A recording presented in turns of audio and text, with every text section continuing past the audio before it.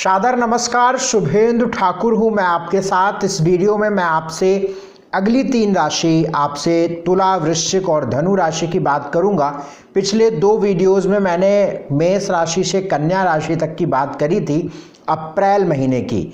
इस वीडियो में हम इस बात को समझेंगे कि तुला, वृश्चिक और धनु इन 3 राशियों का जीवन अप्रैल महीने में कैसा रहेगा।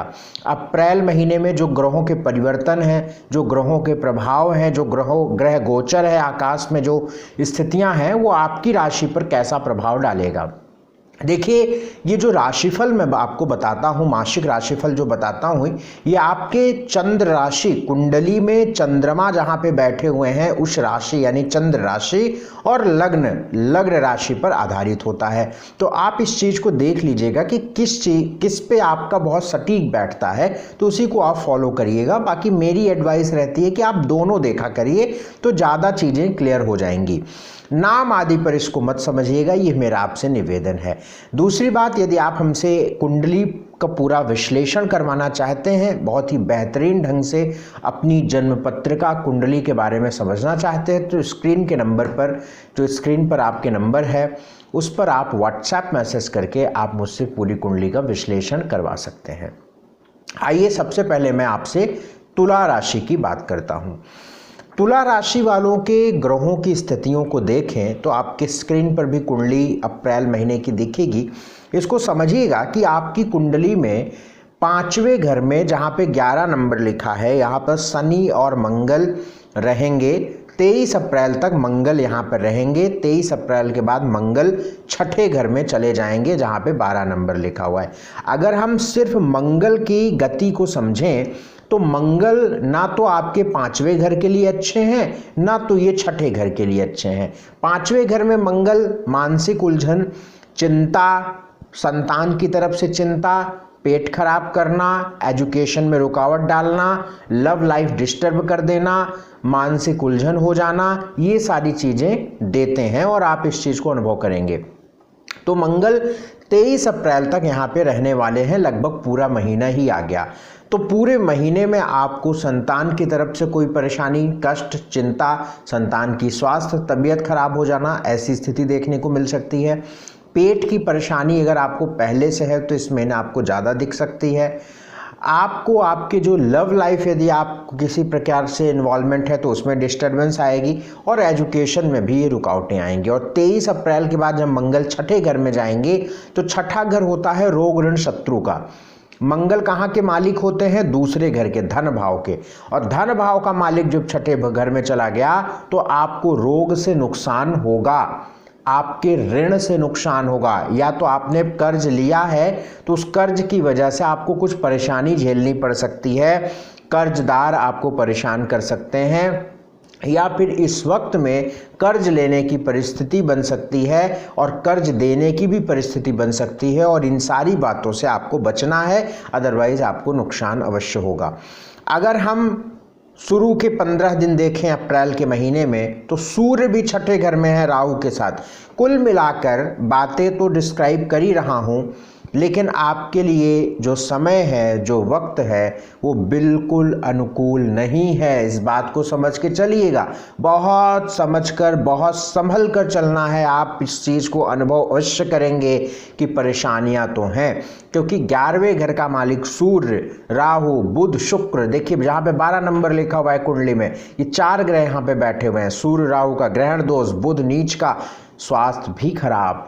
क्यों? क्योंकि लग्नेश रोग भाव में, शुक्र आपके लग्न का मालिक रोग भाव में, मामला गड़बड़ है। बहुत बहुत बहुत बहुत संभल कर चलिए, ये मैं आपको बहुत जिम्मेदारी से बोल रहा हूँ, ईमानदारी से बोल रहा हूँ। अप्रैल का महीना आपको परेशान करेगा और अंतिम जब 1 हफ्ता बचेगा अप्रैल के महीने में तब आपको कुछ सुधार दिखेगा। शुरू के 3 हफ्ते आप परेशान ही रहेंगे, ऐसी आपकी ग्रह गोचर इस महीने की कहता है।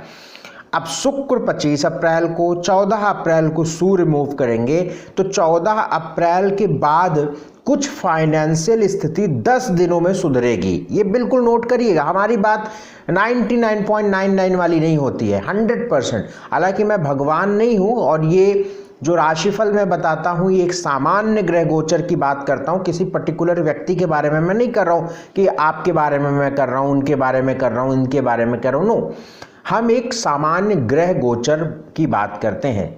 इसको इस तरीके से समझिएगा कि इस पूरे संसार में जितने भी व्यक्ति हैं इनको 12 भागों में बांटा गया, समझिएगा। अब 12 खाने हैं, तो 12 खान, आप किस खाने में आप हैं। मान लीजिए एक खाना तुला राशि का है, अब इसमें मान के चलिए कि 20 करोड़ लोग हैं, समझिएगा। तो अब 20 करोड़ लोगों की परिस्थिति, देश किस देश में रह रहे हैं, काल, खान पान, रहन सहन, व्यवहार, व्यक्तित्व, इन सारी बातों पर ग्रहों का प्रभाव निर्भर करता है। ये उनके लिए उत्तर है जो बहुत सारे लोग कहते हैं ना कि एक राशि के तो बहुत सारे लोग हैं, तो सबके ऊपर क्या कैसा प्रभाव पड़ता है, तो ये उत्तर उनके लिए है। अब मान के चलिए उदाहरण के तौर पे हम एक सामान्य रूप से लेते हैं कि 20 लोग एक राशि के हैं। अब 20 लोगों में से 20 लोगों में 5 ऐसे हैं जो बच्चे हैं, तो अब बच्चों के जीवन में क्या है कि उनका पढ़ाई है, स्वास्थ्य है, खेलकूद है। तो अब अगर छठे घर पीड़ित है तो ऐसा बच्चा खेलने जाएगा तो हो सकता है उसको चोट लग सकती है, या उसका स्वास्थ्य खराब हो सकता है, उसकी एजुकेशन में रुकावट इससे हो सकती है, समझिएगा। अब कोई व्यक्ति सेम तुला राशि का है और वो 24 साल का है, अब वो स्कूल कॉलेज लाइफ में है, कॉलेज जाता है, अब उसकी गर्लफ्रेंड है तो उससे उसका झगड़ा हो सकता है। अब उसका कोई फ्रेंड है तो उससे उसका झगड़ा हो सकता है, या एजुकेशन में उसकी परेशानी। अब तीसरी एक केस है कि कोई ऐसा व्यक्ति है जिसका वैवाहिक जीवन है, तो अगर वैवाहिक जीवन में इस महीने दिक्कत है तो वो वहाँ पे, मतलब जिस परिस्थिति में व्यक्ति होगा उसकी मैं बात कर रहा हूँ। अब बहुत सारे लोग मजाक भी उड़ाते हैं इस चीज़ का, हालांकि उनको नॉलेज नहीं है इसलिए इस चीज़ को क्रिटिसाइज़ करते हैं। जब उनको इस चीज़ की वैज्ञानिकता पता चलेगी तो उनका मुंह बंद अवश्य होगा। और मैं ऐसे लोगों को तो चैलेंज भी करता हूं कि आप आइए हमारे सामने, आप सिर्फ date of birth, time, place दीजिए, आपके जीवन की एक एक चीज़ मैं बताऊंगा। ये तो खैर विषय अलग है, लेकिन एक बात मैं आपको बताता हूँ कि कुंडली सब कुछ बता देती है। कुंडली में जो ग्रहों की स्थितियां हैं वो सब डिस्क्राइब कर देती हैं, तो इसमें कोई बहुत क्रिटिसाइज करना, जिनको नॉलेज नहीं है अब इस चीज़ को समझें। बहरहाल विषय से नहीं भटकेंगे, मेन मुद्दे पे आते हैं कि जो जिनकी जैसी परिस्थिति रहेगी उन पर वैसा ग्रहों का प्रभाव पड़ता है, आप समझिएगा। अब देखिए छठे घर में जब शुक्र, राहु, सूर्य हैं तो जितने भी तुला राशि या तुला लगन के व्यक्ति हैं उनके लिए ये समय ठीक नहीं है। अब जो जैसी परिस्थिति में होगा, है ना, जो जैसी परिस्थिति में होगा, अब 10 साल का कोई बच्चा है और उसको हम कहेंगे तुम्हारे वैवाहिक, मतलब हमने बताया तुला राशि में कि वैवाहिक जीवन में प्रॉब्लम है, अब वो उपहास बनाए कि हम तो 10 साल के, हमारी तो शादी ही नहीं हुई। अरे तो तुम्हारी वो एज नहीं है, उस परिस्थिति में आप नहीं आते हैं। जो जिस परिस्थिति में आता है उसकी बात हम कर रहे हैं, है ना। तो तुला राशि वाले जितने भी लोग हैं उनके लिए ये समय ठीक नहीं है। कोई बड़े डिसीजन मत लीजिए, बड़े निर्णय मत लीजिए। अप्रैल का महीना आपके लिए बिल्कुल ठीक नहीं है। आपका स्वास्थ्य भी खराब रहेगा, रिश्ते भी खराब रहेंगे, मानसिक तनाव भी आएगा। ये जरूर है कि 14-15 अप्रैल से 10 दिनों के भीतर 25 अप्रैल के अंदर आपकी कुछ फाइनेंशियल सिचुएशन सुधरेगी, ऐसा नज़र आ रहा है। डेली इनकम थोड़ी बेहतर हो जाएगी, ऐसा नज़र आ रहा है, ठीक है ना। तो उस समय पे यदि कोई डिसीजन लेना है तो आप ले लीजिएगा। बाकी एजुकेशन में अगर आपको कुछ एजुकेशन से रिलेटेड या कोई बड़े निर्णय लेने से रिलेटेड अगर आपको कुछ डिसीजन लेने हैं तो इस महीने के अंतिम हफ्ते में लीजिएगा, तो भी बचत रहेगी आपकी। 8, 9, 22, 23, 29 और 30 ये ऐसी तारीख हैं जो अप्रैल के महीने में बेहद अशुभ हैं आपके लिए। ये ध्यान रखिएगा, इन तारीखों पर आपको बहुत नुकसान हो सकता है। बहुत करेक्ट डेट होती है, ये ध्यान रखिएगा। फिर से रिपीट कर रहा हूँ, 8, 9, 22, 23, 29 और 30 ये आपके लिए बहुत ही खराब तारीख है। कोई निर्णय, कोई रिस्क मत लीजिएगा। स्वास्थ्य की बात करें तो बहुत सावधान आपको रहना होगा। शुरू के 3 हफ्ते तक आपको बहुत सावधान रहना होगा। इस महीने में स्वास्थ्य आपका खराबी की तरफ इंडिकेट कर रहा है। धन की बात करें तो 14 अप्रैल से 10 दिनों के लिए आपका धन की स्थिति थोड़ी बेहतर रहेगी।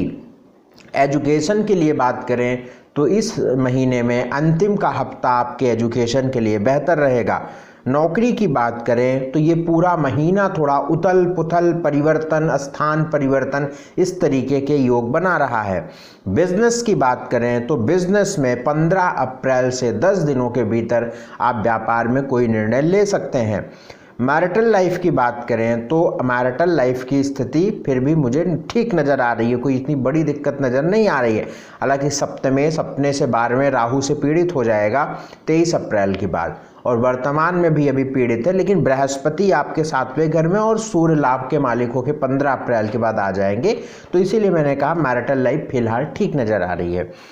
लव लाइफ पूरे महीने डिस्टर्ब हो सकती है। सोशल लाइफ आपकी सामान्य रहेगी। इस महीने को अच्छा बनाने के लिए गाय को भोजन दें, खास तौर से गुड़ गाय को दें, ये बहुत आवश्यक है, बहुत ज़रूरी है। नए काम करने हैं तो आप अपने बुजुर्ग की सलाह ज़रूर लीजिएगा। किसी भी बुजुर्ग व्यक्ति, पिता हों, दादा हों, गुरु हों, तो उनकी सलाह ज़रूर लीजिएगा, इससे आपको लाभ मिलेगा। अगली राशि इस वीडियो में वृश्चिक राशि की बात करेंगे। वृश्चिक राशि वालों का समय कैसा रहेगा अप्रैल का महीना? देखिए, अगर हम मंगल की स्थिति देखें, क्योंकि मंगल आपकी ही राशि के मालिक बनते हैं, और अगर हम मंगल को देखें तो 23 अप्रैल को मंगल 5वें घर में प्रवेश करेंगे, जहां पे 12 नंबर लिखा हुआ है। 5वां घर कुंडली का त्रिकोण स्थान होता है, और इस स्थान को बहुत ही अच्छा स्थान कहते हैं लग्नेश के लिए। इवन मेरा यह शोध रिसर्च कहता है कि लग्नेश की स्थिति लगन में इतनी अच्छी नहीं होती है जितना 5वें घर और 9वें घर में होती है, क्योंकि मेरा ये व्यक्तिगत अनुभव, मेरा खुद का लग्नेश लगन में ही बैठा हुआ है, लेकिन मेरा खुद का ये अनुभव है कि जब लग्नेश जो है मैंने बहुत लगन में बैठे हुए लग्नेश को बहुत अच्छा प्रभाव देता हुआ नहीं देखा है कई लोगों को, एक्सेप्शन की बात अलग है। लेकिन अगर लग्नेश 5वें घर में है, अगर वो नीच राशि का भी है, मैं आपको बता रहा हूँ जानकारी के लिए, लग्नेश अगर आपकी कुंडली में, आपके बच्चों की कुंडली में, आपके अपने लोगों की कुंडली में, किसी की कुंडली में भी अगर लग्न का मालिक 5वें घर में बैठा है, तो आप ये मान के चलिए कि उस व्यक्ति के जीवन में, उस बच्चे के जीवन में संघर्ष कितना भी हो जाए, स्वास्थ्य की दिक्कत कितनी भी हो जाए, अंततः विजय अवश्य होती है, इसमें कोई दो राय नहीं है। यानी तरक्की जरूर पाएगा। गधा हो, पढ़ लिख ना रहा हो, आपका बच्चा आपको लग रहा हो कि नालायक है बिल्कुल, फिर भी मैं आपको बता रहा हूं कि कुछ ना कुछ तो वो जरूर कर लेगा जीवन में। यही ग्रहों की ताकत है कि ग्रह अपने आप चीज़ों को पलट देते हैं। मैं ऐसे व्यक्ति को जानता हूं जिनको पूर्वज बताते हैं, उनकी कुंडली हमने देखी कि वो गांव में भैंस चराते थे, आप समझिएगा, भैंस चराते थे ऐसे ही पेड़ के नीचे बैठ के। बस ऐसे किसी ने उनको बम्बई ले गए, बम्बई में उन्होंने बिजनेस शुरू किया, आज करोड़ों के मालिक हैं वो। आप समझिएगा, ये ग्रहों का प्रभाव है।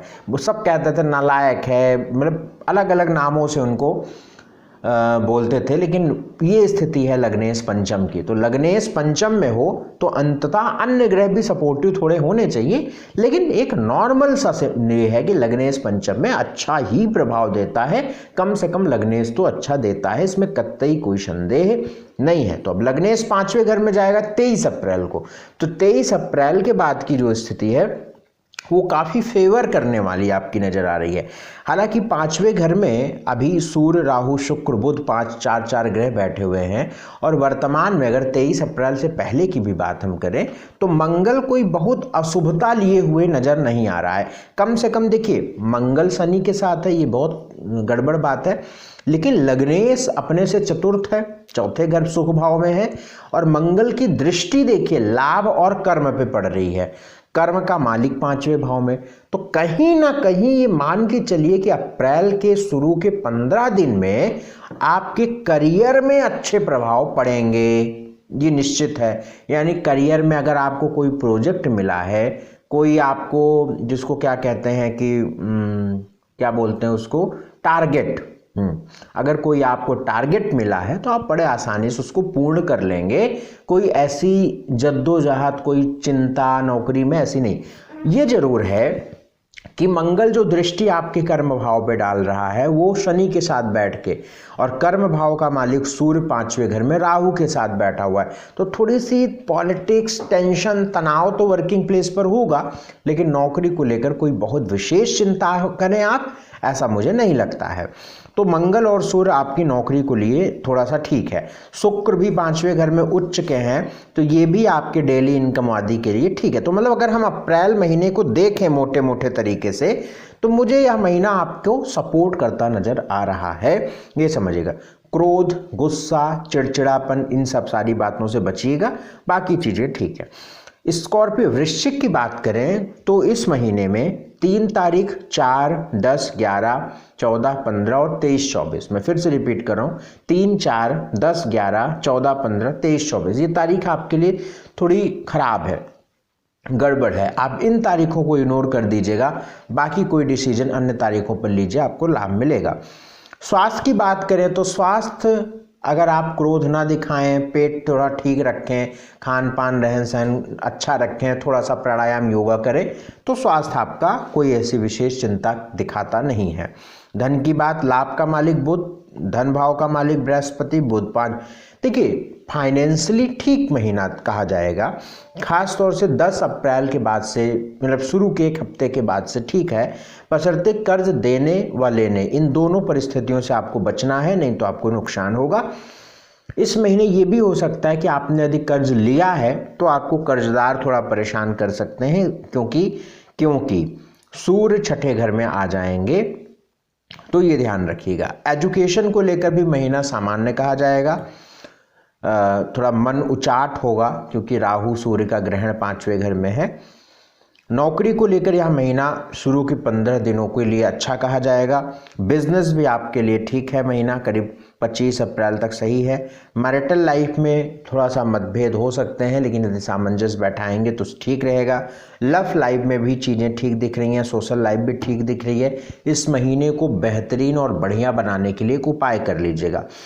क्या उपाय करना चाहिए? हनुमान जी की उपासना आपको अवश्य करनी है, पूजा जरूर करते रहें और हल्दी का तिलक अपने माथे पे लगाते रहें। तो ये है वृश्चिक राशि का राशिफल। अगली राशि धनु, सजिटेरियस की बात करते हैं। देखिए धनु की बात करें, धनु राशि की बात करें, अप्रैल महीने को देखें तो आपकी स्क्रीन पर कुंडली बनी होगी।